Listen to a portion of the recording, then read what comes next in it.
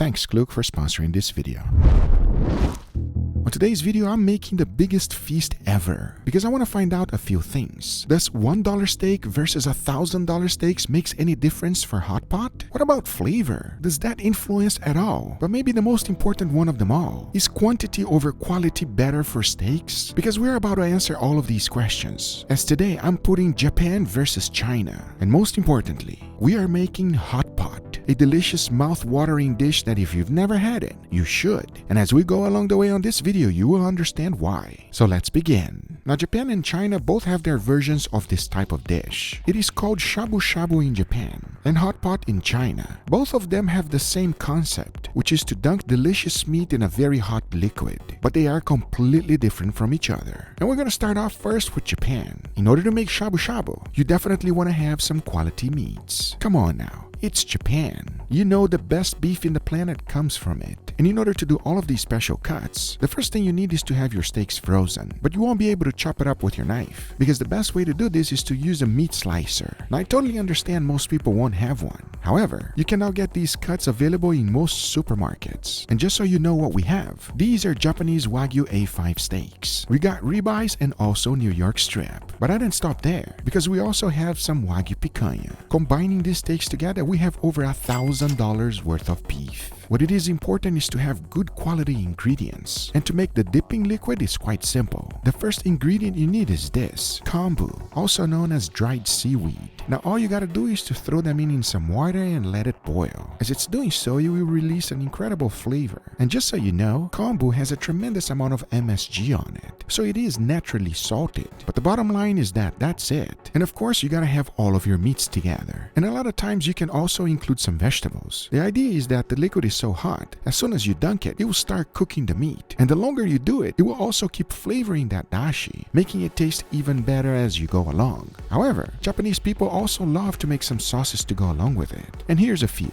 Into a bowl, you want to throw in some soy sauce, yuzu, and some yuzu zest. Now, if you don't have yuzu available, you can always use lemon. It's quite similar, because once you're done, this is what you're left with. Homemade ponzu sauce. And here's another one that is quite simple as well. Into a bowl, you want to throw in some brown sugar, followed by sesame seeds, rice vinegar, sesame paste, also known as tahini, and some soy sauce. Now whisk it real good to combine these ingredients together, and there you have it. Another variation to use for your meats for shabu-shabu. Now keep in mind that these are some expensive ingredients, unlike our Chinese version, which focus 100% on a lot of flavor and using extremely affordable ingredients. Starting off with the types of meats, it doesn't even come close to what we had previously, because the very first one is what I like to call the $1 piece of meat. It's an eye round, not the best. And then we got a choice grade New York strip and another choice grade ribeye. They don't look great, however, because the way that they're going to be cooked, I can guarantee you it's going to taste fantastic. It is one of the greatest way to use inexpensive cuts. But just like the previous one, you want to cut them in a slicer. You can even get creative if you don't have a lot of meat and wrap them in vegetables. It's a way to stretch the meat as much as possible without spending much. Because the key of a good hot pot dish is the liquid that you're gonna dunk it in. This one is a lot more work than the previous one. To make it, you want to get a nice large bowl, throw in some gochugaru, smoked paprika, a tiny bit of hot water, and mix everything together until it becomes a paste. Into a separate bowl, combine some cloves, star anise, cinnamon stick, cardamom, and cumin. Then go ahead and add some hot water. You see, we're trying to bring the flavors out of these spices. Now set that aside. On a separate pot, combine Sichuan peppercorn, followed by green Sichuan peppercorn, and a few bay leaves. Throw in some cold water and set that aside. In order to make your hot pot very flavorful, you're going to be needing all of these vegetables as well. Next, you're going to need some type of oil. I like to use Wagyu fat to go along with beef. So after putting a generous amount on a pan, you want to go ahead and heat that up.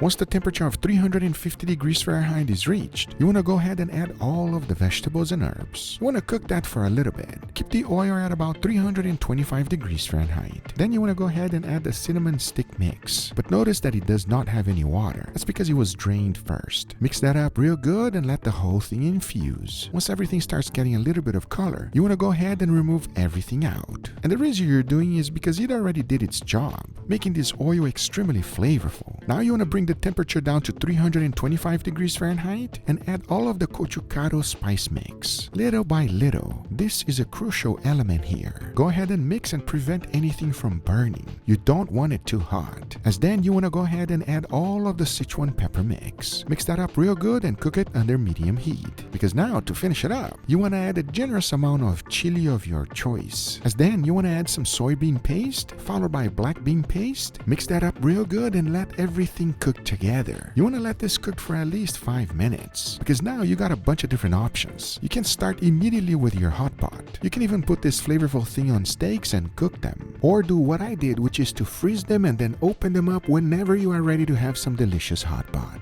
Now here's how to use it. You just want to throw it in some boiling water, and as you're doing so, you will start immediately melting the whole thing. This thing is very flavorful, so you don't need much. And just like shabu-shabu, the key here is to dunk and cook your meat and enjoy. But the question is, which one is worth your time and money? Well, we're about to find out right now. As now I say, it is enough talking and it is time to eat, so let's do it. Before moving forward, I want to thank today's sponsor, Klook. I'm here in Los Angeles and everything you're about to see was booked through Klook. Instead of searching a million different websites, I just opened up the Klook app and boom, every kind of tour, experience, or activity was there in one spot. What I really love about Klook is that it's a true one-stop shop for all your activities and experiences. It is super simple to use, and honestly, their prices are tough to beat. On top of that, they're always throwing discounts and flash sales, so you know you're getting a good deal. I literally downloaded the app, signed up, and booked my Los Angeles tour in just a couple of minutes. Everything I needed was under one roof. And now I don't have to worry about a thing when I get there. I just show up, scan my ticket, and enjoy. As you can see, Klook makes the whole process effortless. No hassle, just straight into the fun. Easy, stress-free, and I get to focus on enjoying the experience instead of messing with the logistics. So if you're traveling, whether it's Los Angeles or anywhere else, you need to check out Klook. Use the link in the description or scan the QR code to download the app. It only takes a minute to set up and you can start booking your own adventures right away. And here's the best part. If you're a new user, don't forget to use code GUGAFOODS to get 10% off your first booking. Thanks Klook for sponsoring this video. Now let's get right back to it. All right, everybody, and here we have our feast. Gentlemen, what do you guys think, huh? Damn, that's what I think, bro. This is a lot of...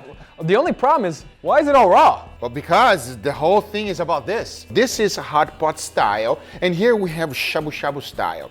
Obviously, these meats, as you can clearly see, it's less fatty, it's less expensive, and it's a lot more affordable. However, this hot oil has a tremendous amount of flavor. Now, here we have a much more high quality beef. Everything is as good as it gets, but the broth, it's not as complex as this one here. Well, at least the good stuff is on my side. Oh, yeah, of course, you're gonna eat all the vegetables. No, not that. All right, so here's the deal. I think we should try with the hot pot first. Sounds like a plan? The hard part about this is that I feel like the experience is a lot about it, you know? 100%, Yeah. because the preparation, as you guys saw it there, as long as you have this hot oil ready to go, it's not that big of a deal. You can be as little or as much, it doesn't matter. If you want it medium rare, you don't want to take too long, then you just raise it, and it is time to eat. Are you guys ready? Let's give it a try. Give me your honest opinion. Cheers, everybody. Cheers.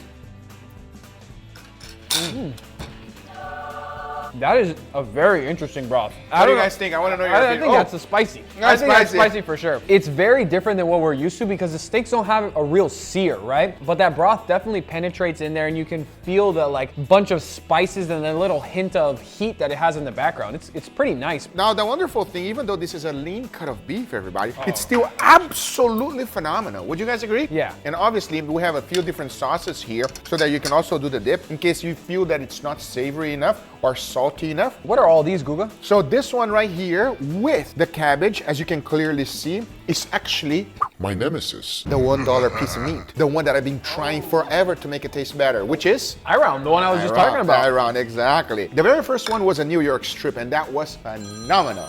Oh, look at that. It's actually Uncle Roger. Hi, baby girl. We're leaving that in for sure. So I'm gonna go dunk it over here. Let's try the iron. Oh, you got no iron, bro? The thing is, the iron has a lot of like greenery. How does it taste, Lee? I want to know from you. Surprisingly tender. That broth packs a little bit of a punch, everybody. I think what makes this cool is the experience, but like the flavor is kind of underwhelming, right? Like the steak isn't seasoned at all, so it's not like as powerful and as flavorful as we're used to. Yeah. So the broth is nice. It's very mild flavor. Very mild, 100%. It's not supposed to be very powerful. Now, what you can do is put the sauces to become more powerful. So you cook it a little bit, and to have more flavor, additional flavor, then you go ahead and you put it on the sauce. Put a little bit of that, Leo. Let me get that. A little bit of that sesame sauce. Now you should have a lot more flavor. Now it's different. Guys, use the sauce. It will make it better. It will make it tastier. It's all about communicating with people, conversing with people. Everyone's so tight together, having a good time cooking some food. But us Americans, we like flavorful, and you're gonna like the sauce. Definitely use the sauce, everybody. Makes it better, makes more savory, especially if you're interested on having more flavor, okay? Overall, what do you guys think about hot pot? I've always liked these type of foods. Like I've always liked, you know, when you go to like a Japanese or Korean place and you can cook your own food and you talk with everybody on the table, because it does kind of bring out that experience of you're eating, but you're eating amongst your friends. Yeah. And that little downtime of actually cooking it is when you really get the words out and all that. That is hot pot, and that's how it's served. Now let's try the shabu-shabu. We have a few different type of wagyus over here. Which one you guys are gonna go for? This one. This one. All right, go for that one. Which one would you like, Leo? I'll go for an easy one, a simple one. By the way, that's a slice of picanha. I should have known by this thick layer of fat on top. So I'll go with you, my friend, because we all know nothing better than a picanha. Now you dip it into the shabu-shabu. Now the interesting thing about the shabu-shabu here, it's just literally water and dashi. So I'm not quite sure what you guys are gonna experience, but I want your honest opinion. Cheers, everybody. Cheers. Cheers. Wow, a complete different flavor. Honestly, you don't taste it too much, and when you add a little bit of a sauce, it kind of kills it. That's not bad, but I guess for me, I think I'd go with the hot pot. You go with the hot pot. Interesting. Okay, how about you? What do you think? If this has mild flavor, this has even milder flavor. This it's barely nothing there. It's literally just boiling your steak, and you just have a slight beefy flavor. So I'm gonna be honest, guys. It's not the best thing I've had, but it's not bad. So you guys are correct. You know, the shabu-shabu is much milder, but since it has dashi, has a lot of umami flavor in there, it tastes fantastic to me. But it's also healthier too, because there's no oil, there's nothing. It's more pure, let's say. Overall, your number one is? Hot pot. And you? Hot pot. I would have to agree. I hope you guys enjoyed this video. If you did, hit that thumbs up. If you're not a subscriber, be sure to subscribe, and we'll see you guys on the next one. Take care, everybody. Bye-bye.